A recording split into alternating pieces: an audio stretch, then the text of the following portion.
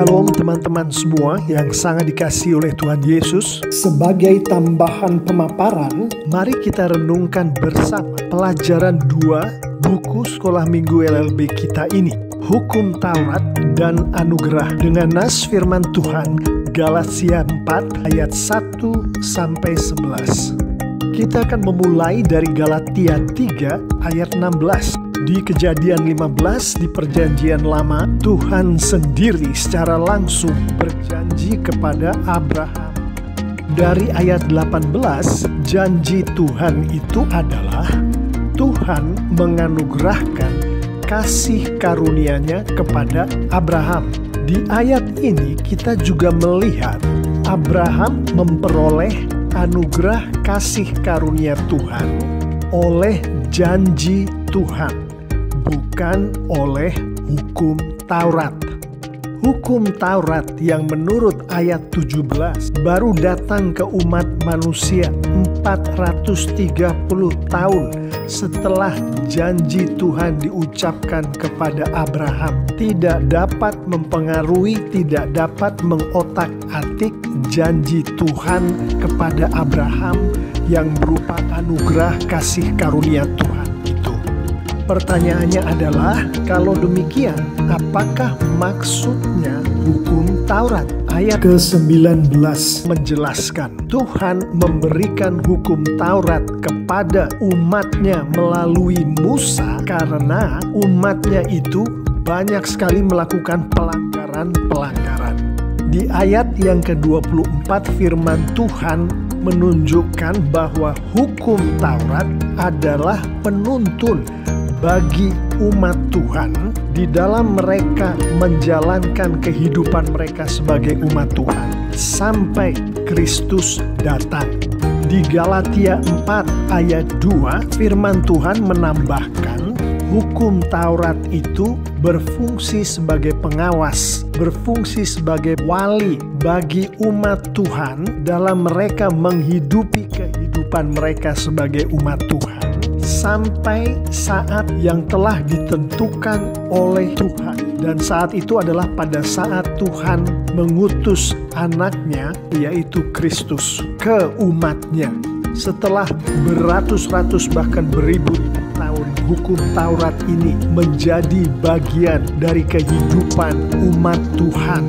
Di zamannya banyak sekali yang dilakukan oleh umat Tuhan terhadap hukum Taurat itu, sehingga hukum Taurat itu sudah tidak sama lagi dengan hukum Taurat yang disampaikan oleh Tuhan pada waktu itu kepada umatnya melalui Musa. Ada yang mengacaukan dan memutarbalikkan hukum Taurat, ada yang menyalahgunakan hukum Taurat, sehingga hukum Taurat yang sudah bukan lagi hukum Taurat seperti yang diberikan Tuhan itu, setelah beratus-ratus bahkan beribu-ribu tahun kemudian, hanyalah menjadi tradisi dan kebudayaan dari umat Tuhan pada waktu itu. Di ayat yang ketiga Galatia 4, Rasul Paulus secara tersirat menyampaikan bahwa hukum Taurat ini menjadi alat bagi roh-roh dunia. Pada saat Rasul Paulus menyampaikan roh-roh dunia, yang diacu bukan hanya hukum Taurat atau Yudaisme, tapi juga ajaran-ajaran lain yang ada pada masa itu. Ajaran-ajaran yang seakan-akan datang dari Tuhan, namun sebenarnya adalah ajaran-ajaran yang dipergunakan oleh roh-roh dunia untuk mengacaukan umat Tuhan.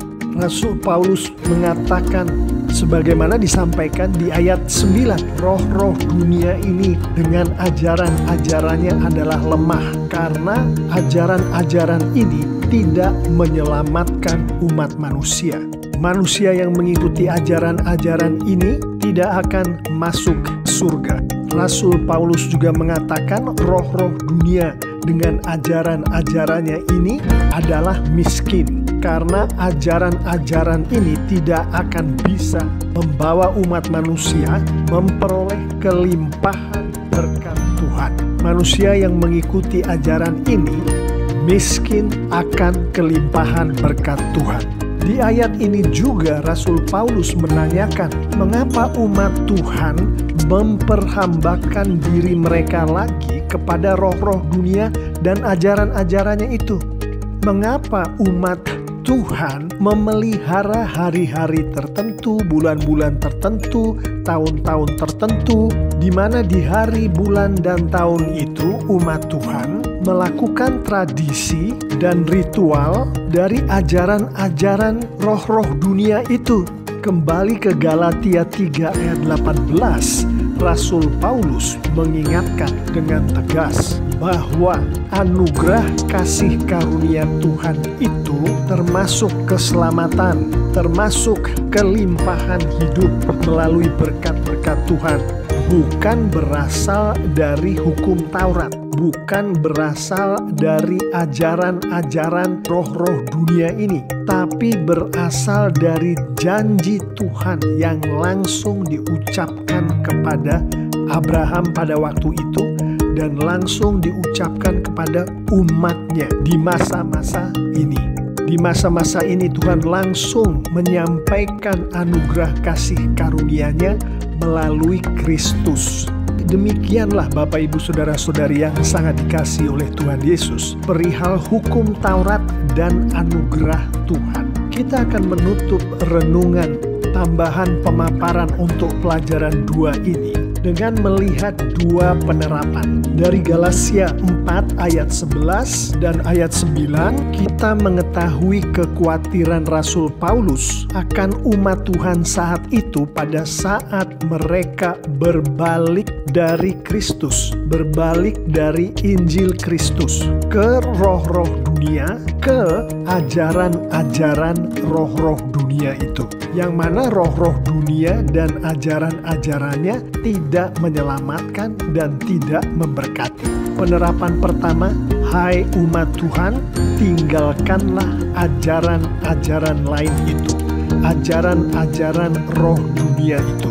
Ajaran-ajaran apapun yang datangnya bukan dari Injil Kristus, bukan dari firman Tuhan, tinggalkanlah.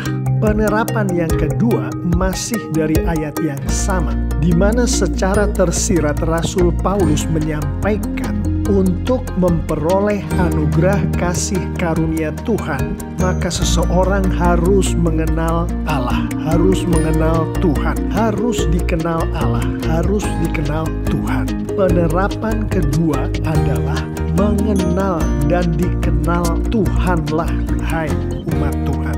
Dari konteks Alkitab kita mengetahui bahwa hal ini hanya bisa terjadi pada saat manusia percaya pada Yesus, menjadi pengikut Yesus, menjadi murid Yesus. Di Galatia 4 ayat 4 dan 5, firman Tuhan menjelaskan secara tersirat, Tuhan mengutus anaknya, Yesus Kristus, untuk menebus mereka yang percaya pada anaknya, supaya mereka yang ditebus itu menjadi anak-anak Tuhan.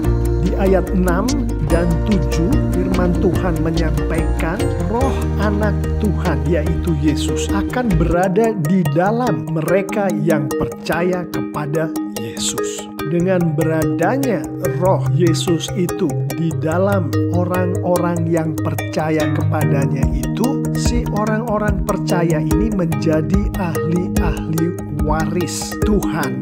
Galatia 3 ayat 16 mengatakan menjadi ahli-ahli waris janji Tuhan kepada Abraham, yaitu anugerah kasih karunia Tuhan, termasuk keselamatan, termasuk berkat yang pada waktu itu ditujukan kepada Kristus, yang pada waktu ini ditujukan kepada Kristus yang ada di dalam anak-anak Tuhan.